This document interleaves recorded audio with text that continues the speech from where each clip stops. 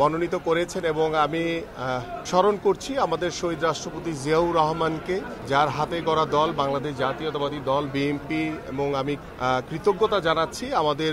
প্রিয় নেত্রী দেশনেত্রী বেগম খালেদা জিয়াকে, এবং আমি কৃতজ্ঞতা জানাই আমাদের বিএনপির ভারপ্রাপ্ত চেয়ারম্যান জনাব তারেক রহমানকে, এবং আমি কৃতজ্ঞতা জানাই আমার সকল খেলোয়াড় বৃন্দ এখানে উপস্থিত রয়েছেন। বাংলাদেশ জাতীয়তাবাদী দল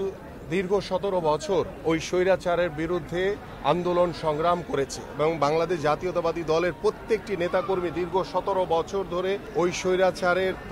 যে জুলুম, নির্যাতন, নিপীড়ন সবকিছু সহ্য করে তারা কিন্তু রাজপথে বাংলাদেশের মানুষের যে গণতন্ত্র পুনরুদ্ধার, বাংলাদেশের মানুষের যে ভোটের অধিকার নিশ্চিত করা, বাংলাদেশের মানুষের যে দাবি এবং অধিকার আদায়ের জন্য প্রতিটি মুহূর্তে সংগ্রাম করেছে, লড়াই করেছে। এবং 24-এর গণঅভ্যুত্থানে বাংলাদেশের ছাত্র জনতার যে গণঅভ্যুত্থান হয়েছে,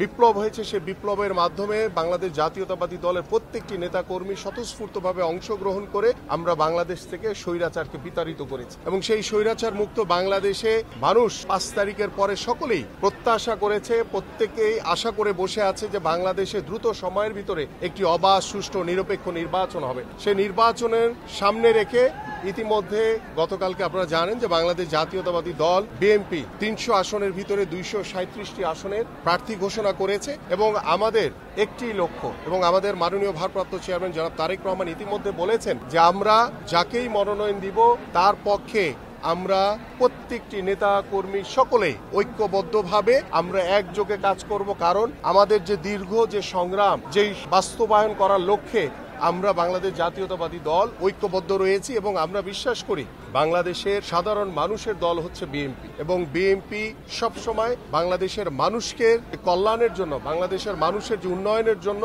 এবং বাংলাদেশের মানুষকে সাথে নিয়ে আমরা প্রত্যেকটি সমাজ গড়ার জন্য এগিয়ে যাব এবং বাংলাদেশের সকল মানুষকে সাথে নিয়ে আমরা আগামীতে একটি সুন্দর, শান্তিপূর্ণ এবং একটি মানবিক বাংলাদেশ গড়ার লক্ষ্য নিয়ে আমরা সেই প্রত্যয় ব্যক্ত করে আমরা প্রতি মুহূর্তে কাজ করে যাচ্ছি। এবং আমরা বিশ্বাস করি যে বাংলাদেশ জাতীয়তাবাদী দলের মাননীয় ভারপ্রাপ্ত চেয়ারম্যান জনাব তারেক রহমান বাংলাদেশের মাটিতে পা রাখার পরে আমরা বাংলাদেশের রাজনীতি নিয়ে যে গুণগত পরিবর্তনের কথা বলছি, সেই পরিবর্তনটা শতভাগ বাস্তবায়িত হবে এবং বাংলাদেশের রাষ্ট্র কাঠামো মেরামতের